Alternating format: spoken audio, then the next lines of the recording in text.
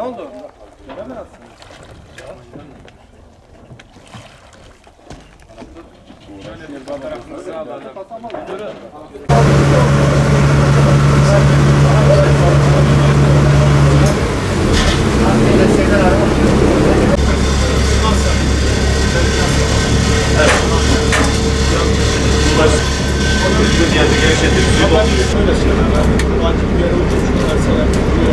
Brutner şişesi dediğimiz bir alet. İstediğimiz derinlikten gölde, baraj gölünde istediğimiz derinlikteki suyu örneklemeye yarıyor. Şimdi biz şu anda kaç metre derinlikte olduğumuzu bilmiyoruz ama dipten mümkün derece en dip noktadan su örneği alacağız. Sonra bunları örnek şişelerine koyacağız ve rasyonel araştırma enstitüsüne götürerek laboratuvarda analizlerini gerçekleştireceğiz.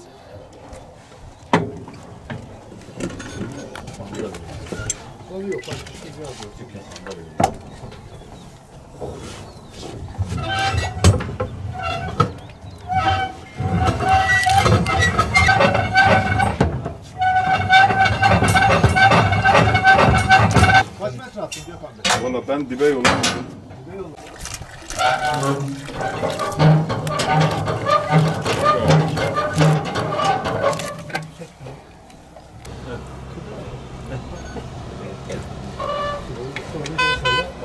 Kaç metrede kaybolduğu üzerine görüntü profil seviyesi üzerine değerlendirme yapıyoruz. Kullanıcı testi.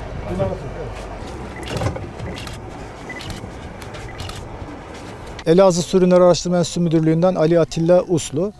Bildiğimiz gibi ülkemizin enerji ihtiyacını karşılamak için son yıllarda birçok baraj inşa edildi. Tabii bunun paralelinde baraj gölleri de oluştu. Baraj göllerinde su ürünleri sektörü açısından son yıllarda alabalık yetiştiriciliği iç sularda özellikle çok büyük bir ivme kazandı.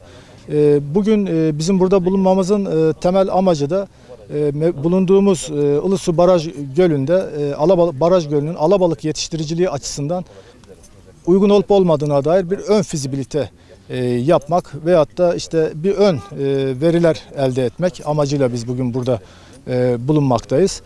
Ülkemizde yaklaşık 110 bin ton yıl iç sularda bir alabalık yetiştiriciliği yapılmaktadır. Elazığ Su Ürünleri Araştırma Enstitüsü Müdürlüğü olarak yaklaşık 21 il bizim görev sahamız alanında bulunmaktadır ve bu 21 ildeki alabalık üretimi yaklaşık 40 bin ton civarındadır. Bu da ülke üretiminin yaklaşık %40'ına tekamül etmektedir.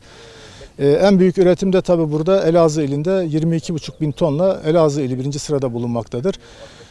Buradaki temel amaç baraj gölünün yetiştiriciliğe açılması ve işletme girişimcilerin bu alanda yatırım yaparak alabalık yetiştiriciliğini yaparak özellikle il, bölge ve ülke ekonomisine ticari anlamda, ekonomik anlamda katkı bulunmasını sağlamayı düşünüyoruz. Barajın faaliyete geçmesiyle birlikte barajda yapılabilecek su ürünleri yatırımları üzerinde çalışmalarımıza başladık. Devlet Su İşleri tarafından izinlendirme ve tespit çalışmalarımız devam etmektedir. Biz bu süreçte geç kalmamak için Elazığ Su Ürünleri Araştırma Enstitüsü'müzle diyaloğa geçtik. Sağ olsunlar arkadaşlarımız 5 kişilik teknik heyetle birlikte. Bugün misafirimizler ve şu anda baraj havzalarımızda gerekli teknik çalışmaları yaparak bundan sonra yapılacak çalışmaları, yatırımları ve teknik kapasiteleri belirlemek üzere çalışmalarını yapacaklardır. Biz ilimizde yeni bir yatırım ve istihdam alanı olarak gördüğümüz baraj ve göl havzalarında büyük bir istihdam beklentimiz bulunmaktadır.